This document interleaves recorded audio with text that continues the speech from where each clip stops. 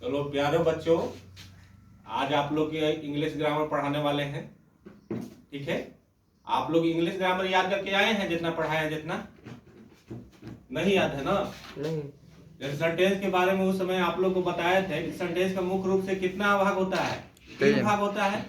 क्या क्या होता है? सब्जेक्ट होता है, वर्ब होता है, ऑब्जेक्ट होता है। तो सब्जेक्ट में क्या बताए थे? जब किसी वाक्य में कोई काम को करने वाला होता है उसे हम क्या बोलते हैं? सब्जेक्ट बोलते हैं। वर्ब के बारे में क्या बोले थे कि जिस शब्द से किसी काम के करने या होने का बोध उसे हम क्या बोले थे? वर्ब कहते हैं। ऑब्जेक्ट के बारे में क्या बताए थे कि जिस पर वर्ब का प्रभाव पड़ता हो उसे हम क्या बोलते हैं? ऑब्जेक्ट। ऑब्जेक्ट कहते हैं। चलिए, तो अब देखिए वर्ब जो बताए थे आप लोग, तो अभी वर्ब के बारे में केवल इतना जानिए कि वर्ब के कितना फॉर्म होता है? 5 फॉर्म होता है। कौन कौन? Verb 1, verb 2, verb 3, verb 4, verb 5। ठीक है, वर्ब 1 को ही हम क्या बोलते हैं? बेस फॉर्म बोलते हैं, यानी कि या इसे रूट फॉर्म भी बोल सकते हैं। जैसे किसी भी वर्ब का जो पहला रूप होता है उसे हम क्या बोल सकते हैं? रूट बोलते हैं। बोलते हैं कि नहीं? Yes sir. जैसे पेड़ हम लोग लगाते हैं तो पहले उसका रूट होता है तभी तो पेड़ लग पाता है ना? Yes sir. तो किसी भी बिल्डिंग को खड़ा करने के लिए उसे पहले हम पिलर डालते हैं तभी तो बिल्डिंग उस पर खड़ा हो पाता है। उसी प्रकार से किसी भी वर्ब को बनाने के लिए पहले उसका रूट फॉर्म होता है, यानी कि मेन फॉर्म होता है उसका। ठीक है, रूट होता है, आधार फॉर्म होता है, उसका बेस क्या है। ठीक है, किसी भी वर्ब का तो जो पहला रूप होता है उसे हम क्या बोलते हैं? बेस फॉर्म या रूट फॉर्म। ठीक है, दूसरा रूप को क्या बोलते हैं? Part form. यानी कि रूट फॉर्म है उसी का हम क्या कर देंगे दूसरा रूप में? पार्ट फॉर्म हो जाता है। और तीसरा रूप में क्या होता है? Past participle. ठीक है, और चौथा रूप क्या होता है? Present participle. ये ध्यान रखिएगा, तीसरा को पास्ट पार्टिसिपल, चौथा को प्रेजेंट पार्टिसिपल, अब पांचवा को क्या बोलते हैं? Present form in singular number में। यानी कि प्रेजेंटेड टेंस का वो रूप है लेकिन वो सिंगुलर नंबर में रहता है। तो सिंगुलर नंबर में क्या बताए हैं? बताइए, कभी आप लोग टेंस पढ़े होंगे तो उस समय क्या आदि जोड़ने के लिए मिला होगा प्रेजेंट इंडेफिनिट टेंस में कि वर्ब में हमें एस या एस जोड़ना है। तो किस में? थर्ड पर्सन में। ठीक है, अगर सिंगुलर नंबर रहेगा प्रेजेंट टेंस का, ठीक है, थर्ड पर्सन में हम क्या जोड़ते हैं? एस या एस। तो वही वर्ब 5 है। आगे समझ में? चलिए, जैसे कुछ एग्जांपल हम देख लेते हैं। प्ले लिखे हैं, इट है, कम है, गो है, रन है। ये सब क्या है? कौन सा फॉर्म है? Base form. बेस फॉर्म या रूट फॉर्म? रूट फॉर्म है। अब इसका अगर पार्ट फॉर्म लिखेंगे तो क्या लिखेंगे? बताइए। प्लेड लिखेंगे। ये सब याद कर लीजिएगा आप लोग। पार्ट पार्टिसिपल भी लिखेंगे तो क्या लिखेंगे? बोलिए। प्लेड। ठीक है, और ये देखिए कि अगर प्रेजेंट पार्टिसिपल करते हैं तो इसमें क्या करते हैं? वर्ब में आईएनजी जोड़ देते हैं। ध्यान रखिएगा, वर्ब में हम क्या जोड़ेंगे? आईएनजी। आईएनजी। अगर प्ले में हम आईएनजी जोड़ेंगे तो क्या होगा? प्लेइंग। प्लेइंग। और वर्ब 5 में क्या करेंगे? प्रेजेंट फॉर्म का ही है, उसमें हमें एस या ये जोड़ना है। जो बेस फॉर्म रहेगा उसमें हम क्या जोड़ेंगे? एस या ईएस। तो प्ले में हम क्या जोड़ सकते हैं? बताइए। एस जोड़ेंगे। ईट का क्या होता है? इटेन।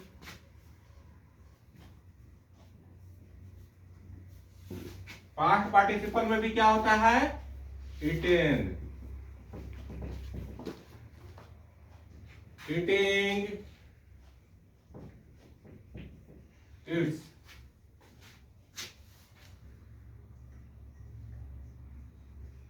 कम का क्या होता है? कम, केम, कम। ये सब ध्यान रखिएगा। अभी इसके बारे में जब वर्ब को अच्छी तरह से पढ़ाएंगे आप लोगों को तो समझ में आएगा। वर्ब एक अलग से चैप्टर आप लोगों को समझा देंगे हम। ठीक है,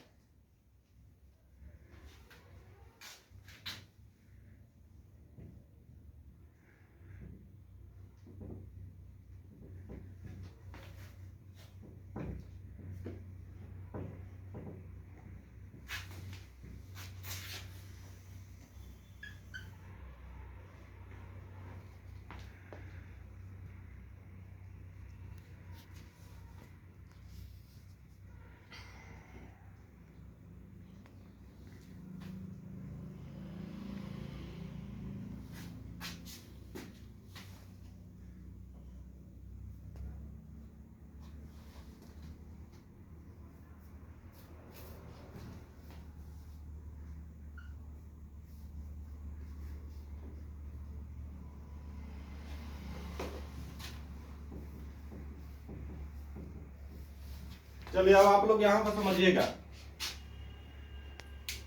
अब आप लोग के मन में सवाल उठ रहा होगा कि यहाँ पर डबल टी क्यों हुआ, ठीक है।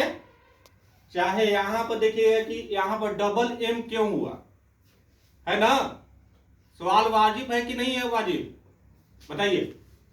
यहाँ पर डबल टी हो रहा है तो क्यों हो रहा है, और डबल एम हो रहा है तो क्यों हो रहा है, ठीक है।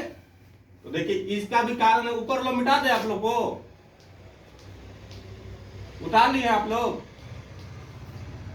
चलिए इसको जल्दी से उतारिए, फिर उसके बाद बताते हैं। चलो आप लोग सब उतार लिए हैं जी? Yes sir. सब पूरा उतर गया ना, मिटा दे इसको। हाँ हाँ।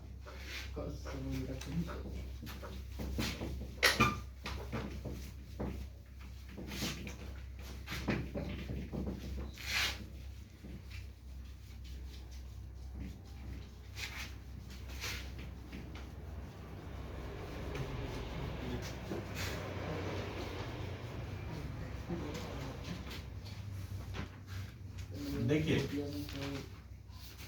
कम का जब हम वर्ब 4 लिख रहे थे तो यहाँ पर कर रहे थे वर्ब 4, इसका क्या लिख रहे थे, कम का, बोलिए, कमिंग लिख रहे थे। Yes sir. कमिंग लिख रहे थे कि नहीं वर्ब 4 में? हाँ सर। लिख रहे थे ना जी?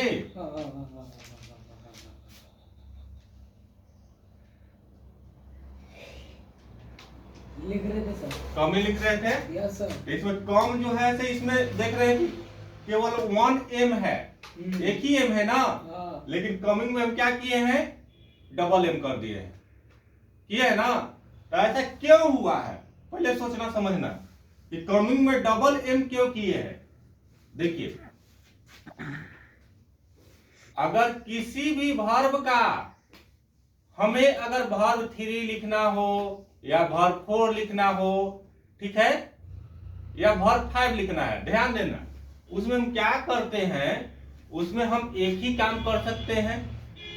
जैसे मान लीजिए कि किसी भी वर्ब का अगर लास्ट किससे हो रहा हो, कॉन्सोनेंट से, पहले समझना, लास्ट किससे हो रहा हो, किसी भी वर्ब का जो लास्ट लेटर है वो किससे हो, कॉन्सोनेंट से हो, और उसके पहले क्या हो, कोई भावेल हो।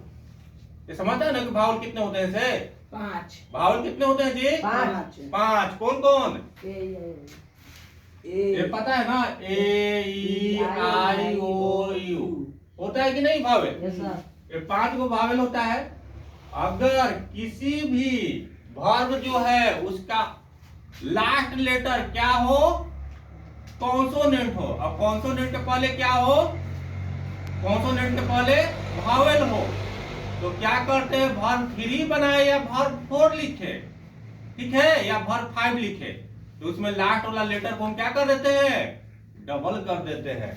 बस यही कारण था कि कम में अगर हम क्या कर रहे थे, वर्ब 4 इसका लिख रहे थे तो क्या लिख रहे थे, कमिंग। कमिंग कर दिए, ठीक है। वर्ब 4 में हम लोग जानते हैं कि वर्ब प्लस आईएनजी जुड़ता है, वर्ब उसका बेस फॉर्म में हम आईएनजी जोड़ देंगे तो वर्ब 4 हो जाएगा, होता है या नहीं होता है? Yes sir. तो इसलिए यहाँ पर कमिंग आया है, इसमें डबल एम हो गया है, दिखाई पड़ रहा है आप लोग को कि डबल एम क्यों हुआ से?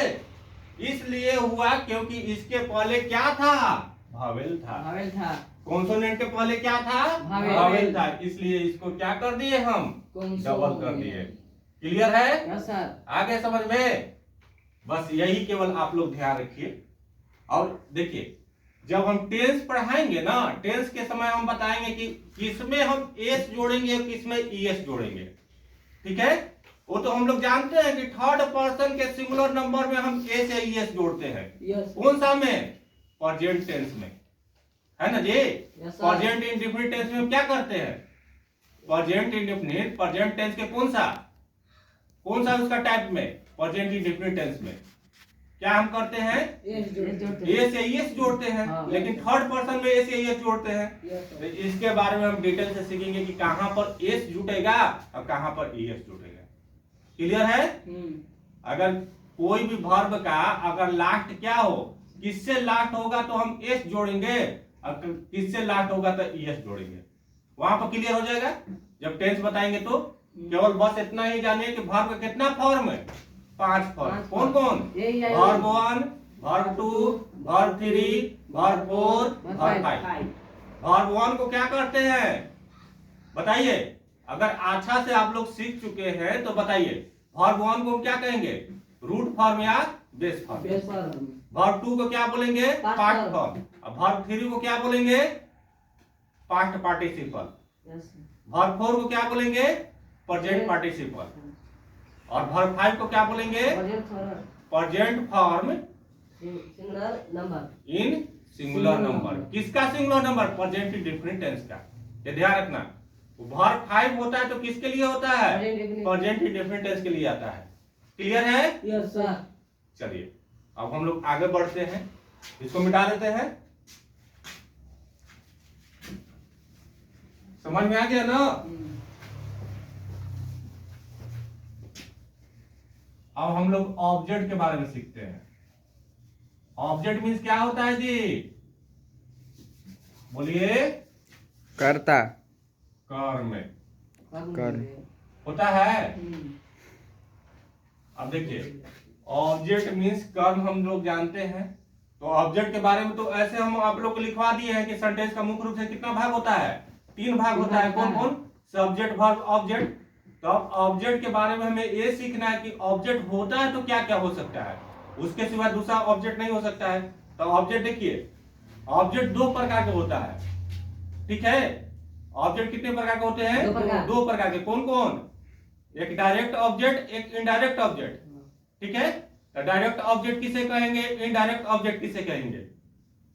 ठीक है? डायरेक्ट ऑब्जेक्ट को क्या बोलते हैं समझिएगा। ऑब्जेक्ट को कितने पार्ट में बांटा गया है बताइए? 2। बोलिए। 2 भाग में। 2 भागों में। कौन कौन?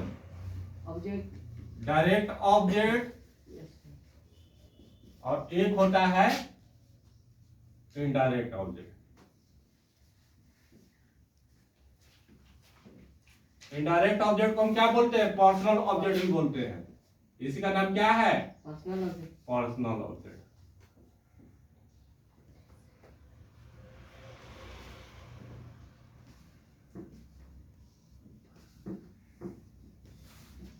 अब आप लोग समझिएगा कि डायरेक्ट ऑब्जेक्ट में क्या क्या आ सकता है। इसमें कोई थिंग आ सकता है। Yes sir. ठीक है? इसमें कोई थिंग आ सकता है, यस सर। चाहे प्लेस आ सकता है। प्लीज। तो ध्यान रखिएगा। और पर्सनल ऑब्जेक्ट में क्या आता है? जैसे अगर हम बुक बोलते हैं, टेबल बोलते हैं, ठीक है? समझिएगा, बुक बोल सकते हैं, टेबल बोल सकते हैं। ये सब क्या है?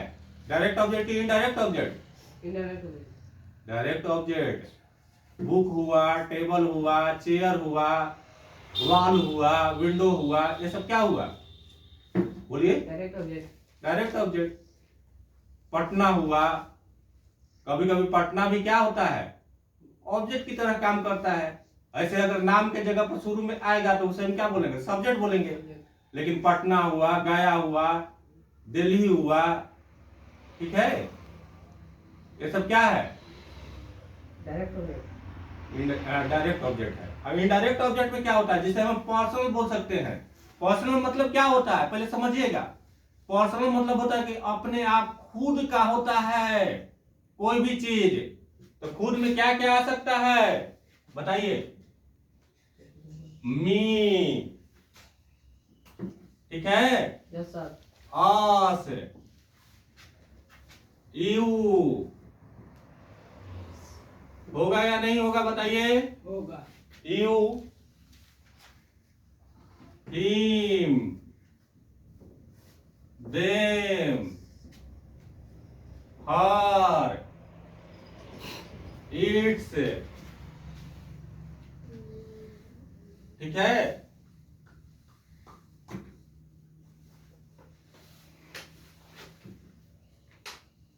वंस, etc, ये सब क्या होता है? पर्सनल ऑब्जेक्ट होता है। इसमें क्या आ जाएगा? Book, table, chair, chair, board, ठीक है, बोर्ड, वेरी गुड।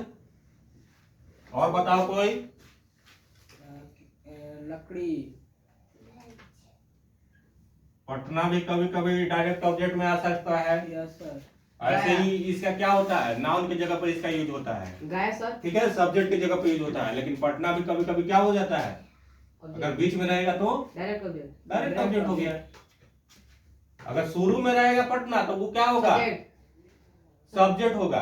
अगर बीच में रहेगा तो डायरेक्ट ऑब्जेक्ट होगा, ठीक है, ध्यान रखना है। ईटीसी कर लो, चलो इसको जल्दी से उतारो। क्लियर है, यस सर। आगे समझ में। Yes sir. चलिए, अगर बोला जाए आप लोग से कि ऑब्जेक्ट कितने प्रकार के होते हैं, दो तो दो प्रकार प्रकार के। के। कौन कौन, डायरेक्ट ऑब्जेक्ट और इनडायरेक्ट ऑब्जेक्ट। डायरेक्ट ऑब्जेक्ट मतलब थिंग या प्लेस हो सकता है, और इनडायरेक्ट ऑब्जेक्ट मतलब बोलिए, इनडायरेक्ट ऑब्जेक्ट मतलब कि पर्सनल ऑब्जेक्ट, ठीक है। यानी कि जो भी काम अगर बोलते हैं ना, कोई काम होता है जो पर्सनल होता है, और कोई काम होता है कि दूसरे के लिए किया जाता है। जो पर्सनल होता है उसे हम क्या करते हैं, किसी को बताते हैं, नहीं ना बताते हैं। तो पर्सनल में क्या कह सकता है, मी, यानी कि मुझे। इसका हिंदी भी लिखना चाहिए तो इसको लिख सकते हैं आप लोग। मी मीन्स क्या होता है, मुझे। अस मतलब हम लोगों को, यू मतलब तुमको, ये मतलब उसको। ये सब क्या है, बोलिए, indirect object, personal object. Clear है, यस सर। कोई दिक्कत, ये सब के तो आप लोग हिंदी जान रहे होंगे इसका। चलिए इसको याद रखिएगा, ठीक है। इतना बस याद करके आप लोग आते हैं, आइएगा यहाँ, इतना याद करके। इसके लिए बहुत बहुत धन्यवाद। आज के लिए बस इतना ही क्लास